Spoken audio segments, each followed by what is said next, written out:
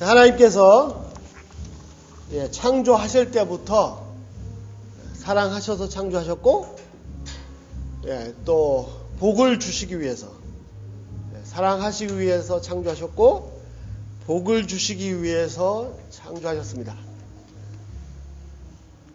그런데 사람들이 죄를 범하여서 하나님을 떠나버렸기 때문에 그 타락한 인류를 다시 구원하시고자 하시고, 그래서 다시 복을 주시고자 하십니다. 하나님께서 인류를 구원하시는 원대한 엄청난 이 역사를 이루시는데, 그 첫 출발점이 뭐냐면 한 사람을 부르시는 것입니다. 한 사람을 부르심으로 역사를 시작하십니다. 그가 누구냐면 바로 아브라함입니다.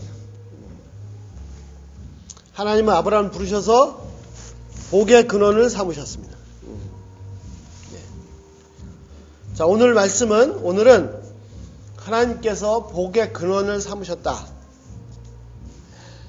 그 의미를 한번 살펴보기를 소원합니다. 그래서 정말 복의 근원으로서 살기를 기도합니다. 자, 하나님께서 아브라함을 부르시면서 뭐라고 말씀하시냐면, 너는 복이 되라. 너는 복이 되라. 내가 너로 큰 민족을 이루고, 그 다음에 너를 복을 주며, 너 이름을 창대 위대하게 할 것이다, 이렇게 말씀하셨는데, 여기 우리반 성경에 보면 너에게 복을 주어 내 이름을 창대하게 할 거다, 이렇게 번역이 되어 있는데, 이 세 가지가 두 가지가 아니라 세 가지죠.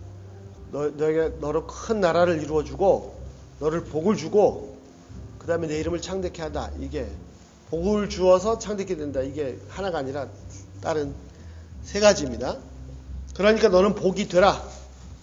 그 복이 되라는 말씀은 복의 근원이 되라, 이제 이런 말씀이죠. 그리고 3절에서 그걸 다시 설명해 주시는데, 너에게 복을 주는 사람들을 내가 복을 주고, 여기서는 복수입니다.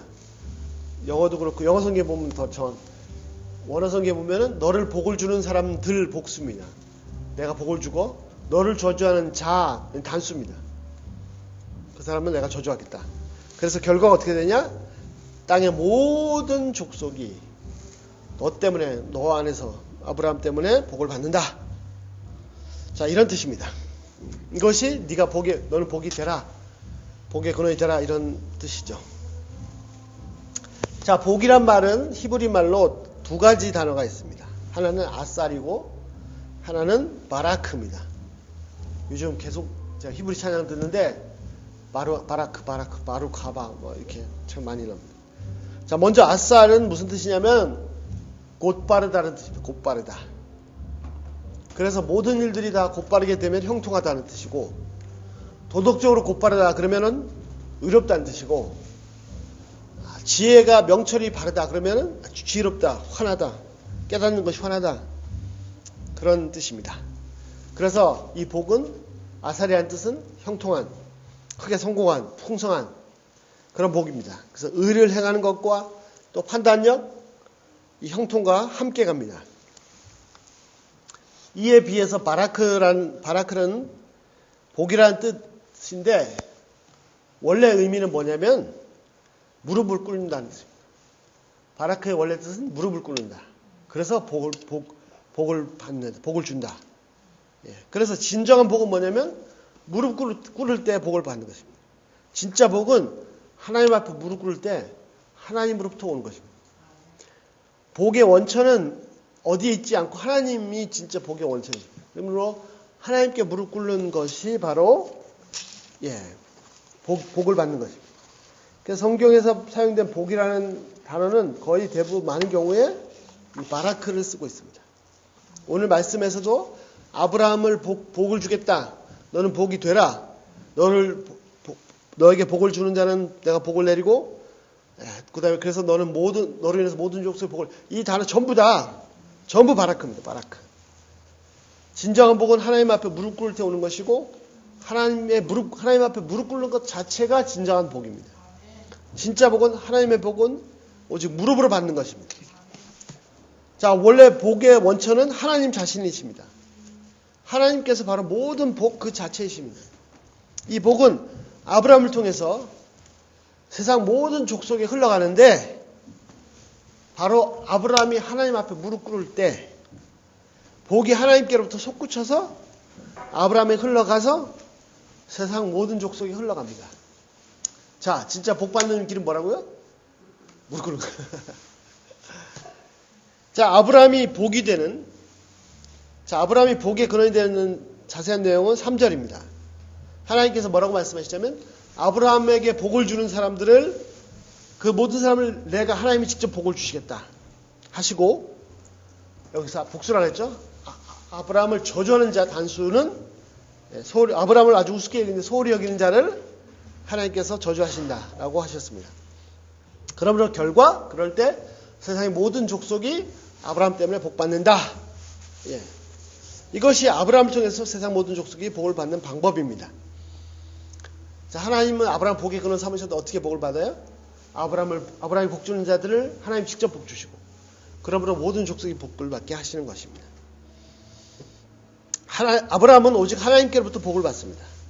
그래서 그 복을 또 다른 사람도 하나님께로부터 복 받게 하셔서, 아브라함한테 복을 주는 사람들을 다 하나님께 복 받게 하셔서 진짜 복을 받게 하시는 것입니다. 이렇게 복이 흘러가는 겁니다. 그래서 아브라함은 하나님의 복이 흘러가는 통로입니다. 통로, 채널.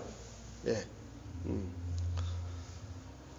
자, 하나님께서 이 모든 세상 족속을 복을 주시기를 원하시는데, 그 하나님의 방법이 뭐냐면, 하나님께 직접 다 복 주시는 것이 아니고 한 사람을 택하셨습니다. 통로가 될, 길이 될 한 사람을 택하셨습니다. 그래서 그 아브라함을 복의 근원 삼으심으로, 복을 삼으심으로 말미암아 모든 사람들이 복을 받게 하십니다. 자, 아브라함은 다른 사람에게서 복을 받는 게 아닙니다. 무슨 말이냐? 예. 아브라함이 다른 사람에게서 복을 받는 것이 아니고, 아브라함 때문에 다른 사람이 복을 받는 거예요. 예. 자, 이 원리는 아브라함으로 시작해서 그 아들 이삭, 야곱, 요셉, 후손들에 계속 올라갑니다. 여기서 중요한 원리는 바로 원칙은 바로 믿음입니다. 자, 아브라함이 이삭에게 복을 남기고 유언으로. 자, 내가 하나님께서 이렇게 나를 복의 근원 삼으셨다. 자, 이제 내가 죽지만 이삭 네가 이제 복의 근원이 되라. 뭐 아무것도 없는데. 어떻게 그걸 받죠? 믿음으로 받는 거죠, 믿음으로. 그래서 믿음으로 받는 자는 진짜 그 복을 받아서 보이지 않지만 복의 근원이 되는 거죠. 그래서 계속 믿음으로 아브라함은 이삭은 야곱을 이렇게 복을 물려주었습니다. 그냥 선언만 했는데, 선언하는 사람도 믿음으로 선언했고 받는 사람도 믿음으로 받았습니다. 야곱은 어느 정도냐, 지독하게. 아니, 장자의 명분 뺏어봤자 눈에 보이는 혜택이 뭐가 있어요? 이삭을 통해서 흘러오는 축복을 야곱 형으로부터 뺏어봤자 뭐가 있어요? 아무것도 없죠. 자기 목숨 살리려고 도망가는 수밖에 없었죠. 그런데도 그것이 진짜인 걸 알았기 때문에, 진짜인 걸 믿었기 때문에, 눈에 안 보이지만 믿음으로, 그래서 죽자 사자 그걸 쟁취한 거죠. 참 야곱이 어떻게 보면 믿음이 더 대단하네. 근데 잘 보면요, 여기서 보면 바울이 얘기한 것처럼 유대인들이 착각하고 있는데, 바울이 얘기한 것처럼 혈통으로 아브라함 자손이 다 아브라함 자손이 아닙니다. 만약에 혈통으로 아브라함 자손이 다 아브라함 자손이면 이스마엘도 아브라함 자손이고, 이삭은 당연히, 그 다음에 이삭 이후에 태어난 6명의 배가 다른 형제들도 다 아브라함 자손이 돼야죠.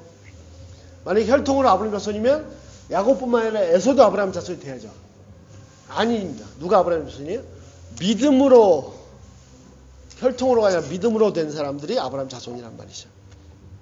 자, 이것이 사실입니다. 지금도 맞죠. 지금도 혈통으로 유대인이 아니고, 혈통으로 아브라함 자손이 아니고, 믿음으로 하나님께서 언약의 자손이 진짜 자손입니다. 자, 아브라함은 아브라함 그 사람이 복입니다. 이게 중요하죠. 아브라함이 주는 뭐가 복이 아니라 아브라함 그 사람이 복이에요. 그 사람이 바로 축복의 통로입니다. 너는 축복의 통로.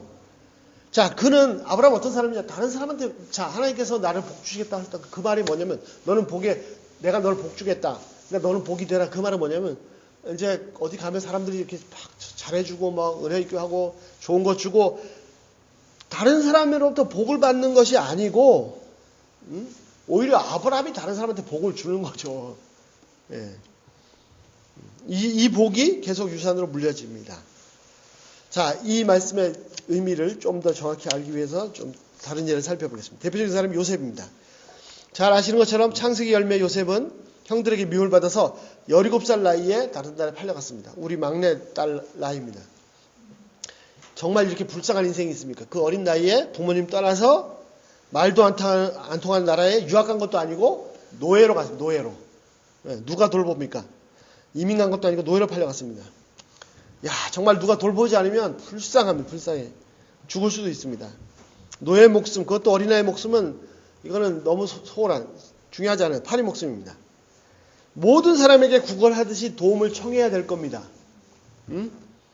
처음에 노예 상인들에게 어떻게 잘 보여서 좀 잘 팔려갈 수 있도록 밥이나 한 끼 얻어먹을 수 있도록 이렇게. 또 노예 시장에 나왔을 때는 사람 좋은 주인 만나 좋은 주인 좀 날 사줬으면 뭐 이렇게 정말 운 좋게도 그 제국의 애굽의 친위대장 황제의 친위대장 요즘식으로 얘기하면 경호실장 집에 팔려갔습니다. 그 이집트에서 정말 막강한 집안에 팔려갔죠. 자, 팔려갈 때 어떻게 돼요? 일단 다른 노예들한테 잘 보여야 돼. 이미 있는 노예들이 날 좀 잘 봐줬으면.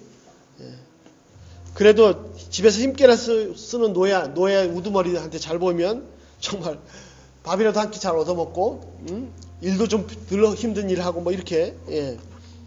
무엇보다도 집주인 그 경호실장 보디발에게 아니 보디발은 바깥 일 하니까 안주인한테 잘 보여야죠.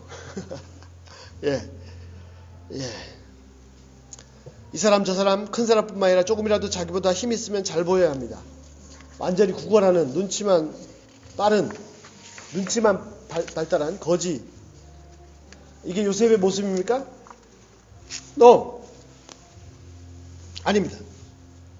주권자에게 은혜를 구하는 자가 많으나 사람의 일의 작정은 여호와께로 말미암니라. 잠언 29장 26절.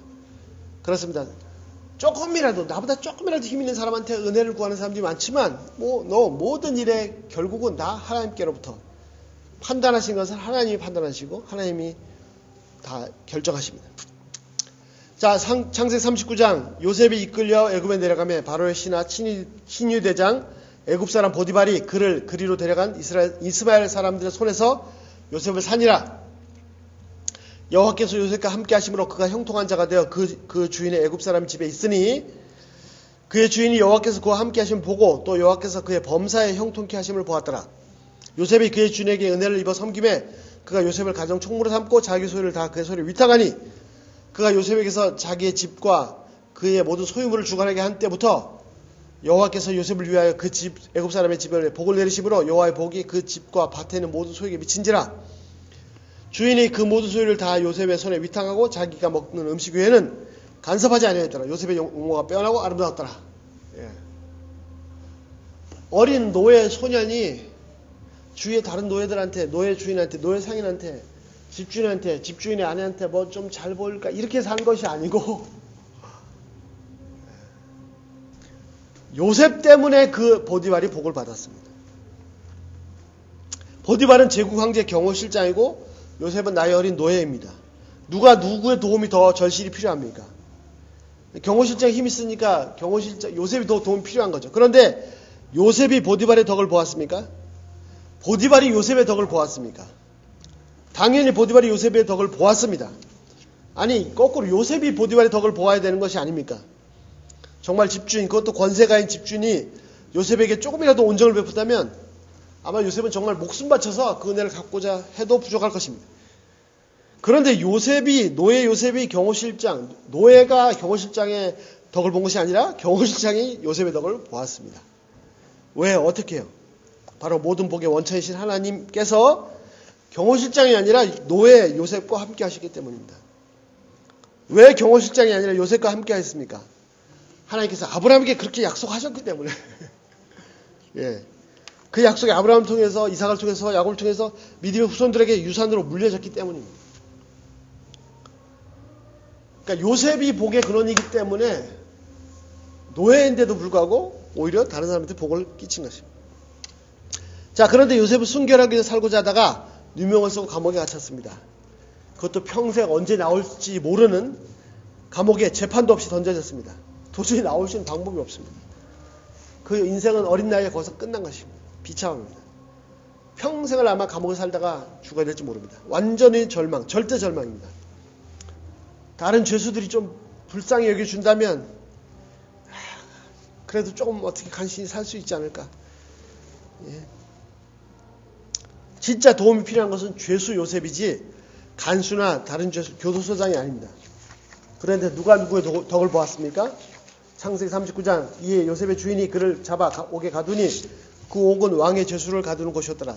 요셉이 옥에 갇혔으나 여호와께서 요셉과 함께 하시고 그에게 인자를 더하사 간수장의 은혜를 받게 하시매 간수장이 옥중 죄수를 다 요셉 손에 맡김으로 그 재반 사물을 요셉이 처리하고 간수장은 그의 손에 맡긴 것을 무엇이든지 살펴보지 아니하였으니 이는 여호와께서 요셉과 함께 하심이라. 여호와께서 그를 범사에 형통하게 하셨더라. 감옥에서도 마찬가지입니다. 요셉이 간수장, 교도소장의 덕을 본 것이 아니라 교도소장이 요셉의 덕을 보았습니다. 세상의 죄수들에게 관한 모든 일을 어린 죄수에게 맡기는 감옥이 세상에 어디 있습니까? 인류 역사상 딱 한 번 있었습니다. 요셉한테 맡겼어요. 예. 예. 21절에 하나님께서 요셉이 간수장의 은혜를 받게 하셨다고 하셨습니다. 요셉의 은혜를 구걸한 것이 아닙니다. 나 좀 불쌍히 여겨주세요. 난 나쁜 아이가 아니에요. 여기 들어올 만 나쁜 짓을 한 적이 없어요. 한 것이 아닙니다. 하나님께서 간수장으로 하여금 요셉에게 은혜를 베풀게 하신 것입니다. 무릎은 간수장에게 꿇은 것이 아니고 하나님께 꿇은 것입니다. 무릎은 하나님의 복을 받는 그릇이고 베스켓입니다. 요셉이 감옥에 오니 교도소장이나 비롯해서 감옥 전체가 복을 받았습니다. 이 보디발이 미련하죠. 예. 요셉을 붙잡고 있어야 복을 받는데. 그러니까 그것이 복의 근원이란 말입니다. 결국 요셉으로 말미암아 당시 천하 이집트뿐만 아니라 다른 지방에까지 다른 나라까지 수많은 사람들이 7년 대기간 동안에 살아남을 수가 있었습니다. 만약 요셉이 없었더라면 수많은 사람들이 굶어 죽었을 것입니다. 바로 요셉이 진짜 복의 근원이신 예수 그리스도의 그림자요 예표입니다. 자, 이것이 복의 근원입니다. 하나님께서 아브라함을 복의 근원 삼겠다 하신 것은 바로 이런 뜻입니다. 하나님께서 요셉을 복으로 만드신 것입니다. 하나님께서 아브라함을 복으로 만드셨습니다. 다시 아브라함으로 돌아갑니다.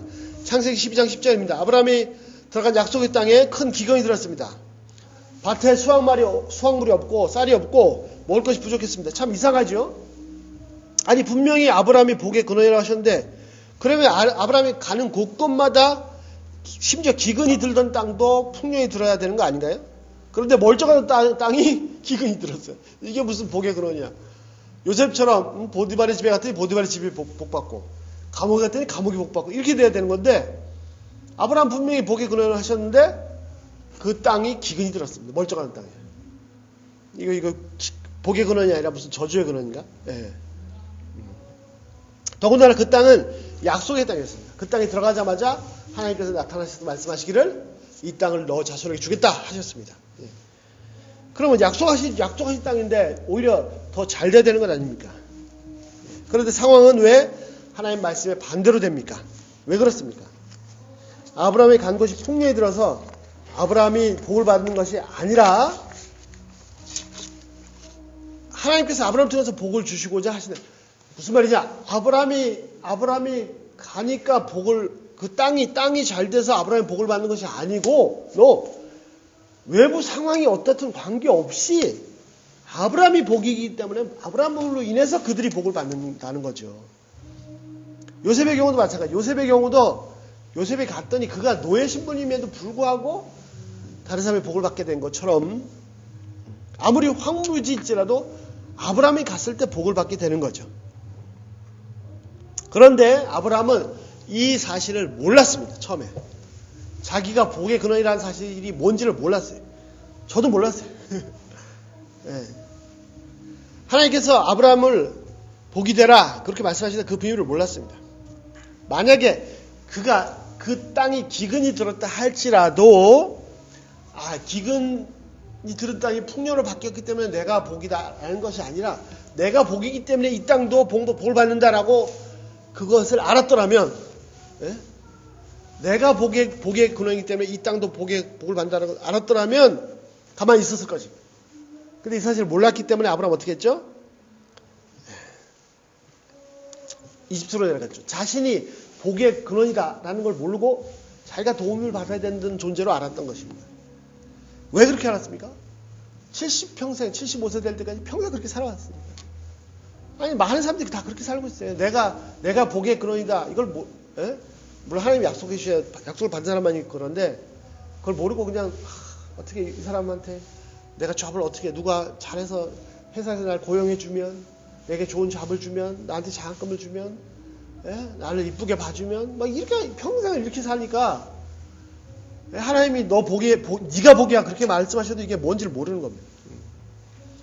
그래서 살고자 양식을 구하기 위해서 애굽으로 내려갔다가 어떻게 됐습니까? 잠시 아내를 빼앗기는 치욕을 당하고 하나님의 도우심으로 간신히 빠져나갔습니다. 그러나 똑같은 상황에서 이삭은 달랐습니다. 창세기 26장 아브라함 때 첫 흉년이 들었더니 그 땅에 또 흉년이 들매. 아브라함 때 한번 큰 흉년이 들었었는데 이삭 때 또 흉년이 들었어요. 이삭이 그랄로 가서 블레셋 왕 아비멜렉에 이르렀더니 여호와께서 이삭이 나타나 이르시되 애굽으로 내려가지 말고 내가 내게 지시한 땅에 거주하라. 이 땅에 거류하면 내가 너와 함께 있어 내게 복을 주고 내가 이 모든 땅을 너와 내 자손에게 주리라. 내가 내 아버지 아브라함에게 맹세한 것을 이루어 내 자손을 하늘의 별과 같이 번성하게 하며 이 모든 땅을 내 자손에게 주리니 내 자손을 말미암아 천하 만민이 복을 받으리라. 아멘. 예. 이삭이 가는 곳이 잘 되는 것이 이삭이 복의 근원이 아니고 이삭이 가는 것이 잘 되든 못 되든 관계없어요. 이삭이 복이기 때문에 이삭이 있으면 그 잘 되는 상황은 더 잘 되고 안 되는 상황은 잘 되는 거죠. 예. 왜? 원래 하나님이 복이시기 때문에 하나님이 복을 주셔야 복을 받는 거지. 예. 자, 이삭 때 또 흉년이 들었습니다. 그도 양식을 구하기 위해서 애굽으로 가려고 했습니다. 그런데 하나님께서 그를 막으셨습니다. 그런데 이삭이 어떻게 했습니까? 만약에 하나님의 약속과 말씀을 붙잡지 못했다면 그냥 애굽으로 갔을 거예요. 그런데 상황은 정말 나쁘지만 하나님 말씀하시니까 그 약속을 알겠습니다. 붙잡았기 때문에 순종했습니다. 그래서 그 땅에 머물렀습니다. 가지 않고. 그 결과가 어떻게 됐습니까? 창세기 26장. 이삭이 그 땅에서 농사하여 그의 100배나 얻었고 여호와께서 복을 주심으로 그 사람이 창대하고 왕성하여 마침내 거부가 되어 양과 소가 떼를 이루고 종이 심이 많으므로 자, 그는 100배의 수확을 얻었습니다. 아니 어떻게 기근이 뜬 땅에서 100배의 수확을 얻었습니까? 또 농사 짓는 것은 수확이 작년에 비해서 10% 늘었다. 10분의 1 늘었다. 50% 늘었다. 절반이 늘었다. 이거는 이해가 되는데 한 배, 두 배도 아니고 100배가 늘었다. 이거는 인간의 상식으로서 불가능한 겁니다. 장사를 하다가 어떻게 정말 대박이 터져서 10배를 벌었다. 이런 거는 있을 수 있는데 농사를 졌는데 100배가 늘었다. 이건 있을 수 없습니다. 이 불가능한 것이 일어났습니다. 어떻게 해요? 하나님께서 하셨기 때문입니다. 왜냐하면 하나님이 복 자체시고 하나님께서 그 이삭을 복으로 삼으셨기 때문입니다. 수확을 그렇게 100배를 받았기 때문에 이삭이 복의 근원이 아니고 이삭이 복이기 때문에 그렇게 수확이 주신 것입니다. 복의 근원이신 하나님, 복의 원천이신 하나님께서 이삭을 통해서 온 세상을 복 주신다고 약속하셨기 때문입니다. 신앙 초기 아브라함과 비교가 됩니다. 똑같은 상황이었습니다. 기근이 들었습니다. 아브라함은 애굽으로 내려가다 수치를 당했고 이삭은 말씀에 순종해서 언약을 붙잡고 약속에 머물러서 100배의 수확을 얻었고 하나님께서 너무 기쁘셔서 그를 복을 주셔서 거부가 되어서 양과 소가 떼를 이루고 종들이 엄청나게 많아졌습니다. 자, 어떻게 됩니까? 상황은 기근이에요. 그런데 눈에 보이는 상황이 좋아야 내가 복을 받는 게 아니고 하나님이 복의 원천이시고 나를 복의 원천을 삼으셨기 때문에 그 기근의 상황에서 100배의 수확을 주시고 양과 소가 떼를 이루고 노예가 종들이 힘이 많았습니다. 이 말씀대로 이루실 것입니다. 아멘? 대답해보세요. 눈에 보이는 상황이 복이 아니고 내가 복입니다. 자, 그 이후에 아브라함은 많이 달라졌습니다. 13장에서 롯과 다툼이 일어나니까 어떻게 해요? 다 양보했어요. 왜? 내가 복이니까. 다 양보해도 괜찮아. 예. 자, 14장 롯이 잡혀갔다 그러니까 롯을 구출하고, 구출할 때도 병력이 얼마 안 됐는데도 겁도 없이 가서 구출했어요. 왜? 내가 복이니까. 그리고 승전했는데도 불구하고 모든 걸 소돔 왕한테 다 양보해버렸어요. 창세기 15장. 하나님은 약속만 주셨습니다. 그런데도 흔들리지 않았습니다. 현실이 달라지지 않았음에도 불구하고 아브라함은 계속 하나님의 약속을 붙잡았습니다. 물론 중간에 창세기 16장에서 인간적인 방법으로 이스마엘 얻기도 했습니다. 그럼에도 불구하고 하나님은 아브라함을 포기하지 않으시고 계속해서 약속을 주셨고 붙잡으셨고 믿음을 붙잡으셨고 결국은 언약의 자손이 이삭을 얻었습니다. 불가능한 데서 100세나 된 수태한 적이 없는 90세에 된 사라에게서 죽은 자가 살아나는 것 같은 그런 일이 일어났습니다. 하나님의 말씀대로 아브라함 자신이 복이었습니다. 그의 기도로 롯과 그 두 딸이 유황불에 떨어지는 곳에서 살아남았습니다. 이삭이 결혼할 때는 이삭의 아내 라헬의 집이 라반의 집이 아브라함 때문에 엄청나게 복을 받았습니다. 이게 복의 근원. 나 때문에 다른 사람이 복 받게 되는 이게 복의 근원입니다. 아브라함 자신이 복이었습니다. 하나님은 그를 온 세상의 복으로 삼겠다고 언약하셨습니다. 온 세상이 아브라함 통해서 복 받도록 만드셨습니다. 하나님의 복이 아브라함 통해서 온 세상에 흘러가도록 하셨습니다. 그 복이 어떻게 흘러간다고요? 믿음의 후손들을 통해서 흘러간다고요. 이 동일한 믿음을 가진 우리도 창세기 12장 처음 아브라함처럼 우리 자신이 바로 복입니다. 복. 실감이 안 나요? 이 복이 믿음으로 흘러나서 믿음을 가진 예수 그리스도를 믿음으로 가진 내가 복입니다. 하나님의 약속입니다. 내가 스스로 그런 게 아니고 하나님이 바로 복을 삼으셨습니다. 예. 그런데 창세기 12장의 아브라함처럼 내가 자신이 복이다. 이것이 잘 뭔지 몰라요. 복이 근원이다. 이게 몰라요. 그래서 어떻게 해요? 기근을 피하러 양식을 찾으러 이리저리 헤맵니다. 내가 복인데 나 때문에 다른 사람이 복 받는 건데 다른 사람한테 복을 구해요. 날 좀 잘 봐주면. 응? 예. 그러면 수치를 당할 수밖에 없죠. 아닙니다. 내가 복입니다. 하나님은 나를 복으로 삼으셨습니다. 기근이어도 상관없고 풍요에도 상관없습니다. 내가 복이기 때문에 내 주위가 나로 인해서 복을 받습니다. 근데 이걸 모르고 계속 내가 다른 사람한테 복을 구걸하다 하니까 그렇게 살 수밖에 없는 거죠. 당장 눈에 보이는 결과가 나타나지 않을 수도 있습니다. 하나님의 언약은 당장 눈에 보이는 결과와 상관이 없을 수도 있습니다. 아브라함도 자신의 평생뿐만 아니라 그 자손 3대까지 언약의 땅에서 나그네로 살았습니다. 그럼 하나님의 언약이 어긋난 것입니까? 아닙니다. 결국 그 땅을 그 자손이 차지했습니다. 장차 예수님께서 오시면 영원히 차지하실 것입니다. 이 복은 아브라함의 자손, 예수님을 통해서 온 세상에 흘러갑니다. 만복의 근원이 바로 예수님이십니다. 예수님을 통해서 누구든지 하나님께 갈 수가 있습니다. 예수님을 통해서 하나님께로 가는 시온에 데려가 복의 통로가 펑 터졌습니다. 예수님을 통해서 영원한 나라, 영원을 소유하게 됐습니다. 우리가 잠시 살다가 죽은 하루살이처럼 이런 비참한 인생이 아니라 영원을 소유하게 됐고, 하늘나라의 길이, 천국의 길이 열렸고 하늘나라가 임했습니다. 예수님을 통해서 모든 믿는 자들에게 성령을 주셨습니다. 예수님이 구세주심을 마음으로 믿고 입으로 시인한 사람들 속에 성령께서 내재해 계십니다. 바로 성령께서 복이십니다. 성령께서 온갖 좋은 것을 내 속에 넘치게 하십니다. 은혜, 평안, 기쁨, 환희, 희열, 자유, 빛, 찬양, 끝없는 복이 넘치게 하십니다. 바로 내 안에 계신 성령께서 진짜 복이십니다. 사람들은요, 이 복을 얻으려고, 이 평안을 얻으려고, 기쁨을 얻으려고요, 새벽부터 밤늦게까지 출근하고 일합니다. 그러나 예수님이 이미 주셨습니다. 성령께서 주셨습니다. 성령께서 내 안에 평안이 넘치게 하십니다. 상황이 나빠서 걱정, 근심거리가 많아서 내가 평안을 빼앗깁니다. 어리석은 거죠. 아닙니다. 상황에 상관없이 내 안에 성령께서 참된 평안을 이미 주셨습니다. 그리고 넘치는 평안으로 그 걱정, 근심거리를 복으로 바꿔버려, 복으로 점령해버리는 것입니다. 사람들은 성공으로, 권력으로, 돈으로 평안을 얻고자 합니다. 기쁨과 자유를 얻고자 합니다. 권력으로, 돈으로, 빚을 얻고자 합니다. 다 속고 있는 것입니다. 예수님 영접하면 성령께서 이 모든 것을 다 주십니다. 영접한 사람은 이미 다 주어졌습니다.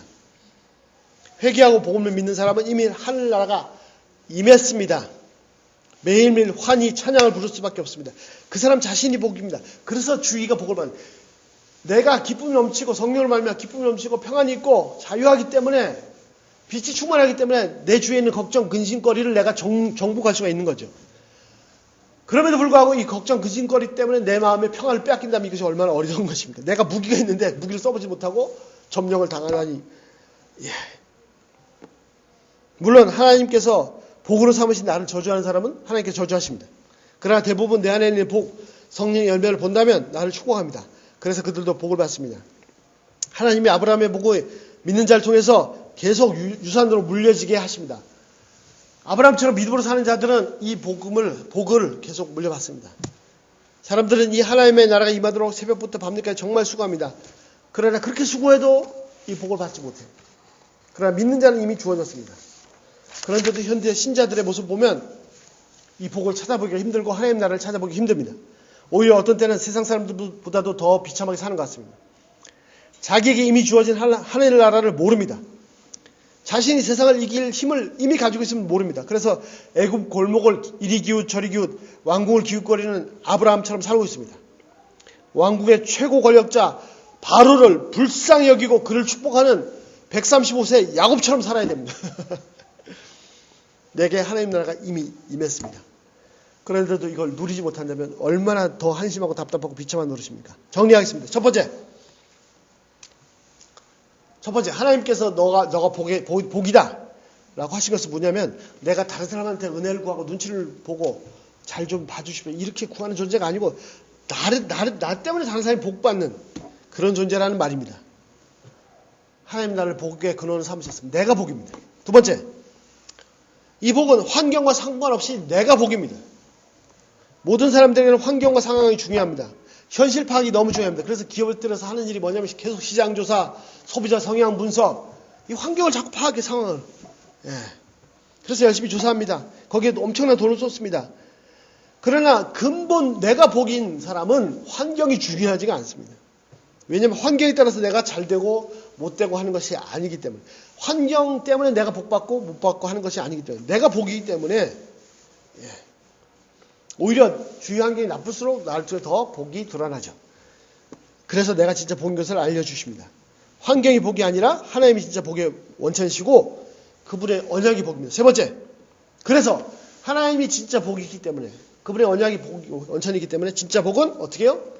무릎을 꿇을 때 흘러납니다. 진짜 복의 원천은 하나님이십니다.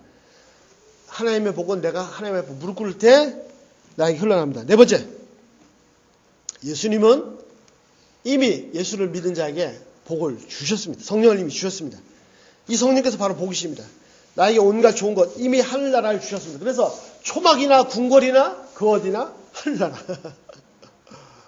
예. 초막이면 지옥, 궁궐이면 천국. 이게 아니고, 예. 우리가 이 험한 세상을 이길 수 있는 비결은 우리에게 이미 복으로 주어진 성령 때문입니다. 성령의 통치로 말미암아 이미 임한 하나님 나라가 내가 누리고 있는 것입니다. 성령을 슬프시게 하거나 성령을 소멸시키면 없죠. 그러나 믿음으로 성령을 순종하면 하늘나라, 내 안에 있는 기쁨들을 누리면 이미 하늘나라입니다. 자, 결론 뭡니까? 하나님께서 아브라함을 복이다, 네가 복이다 하신 것처럼 아브라함처럼 믿음으로 사는 자들을 하나님은 네가 복이다 라고 말씀하십니다. 그렇습니다. 우리가 이미 복입니다. 기도하겠습니다.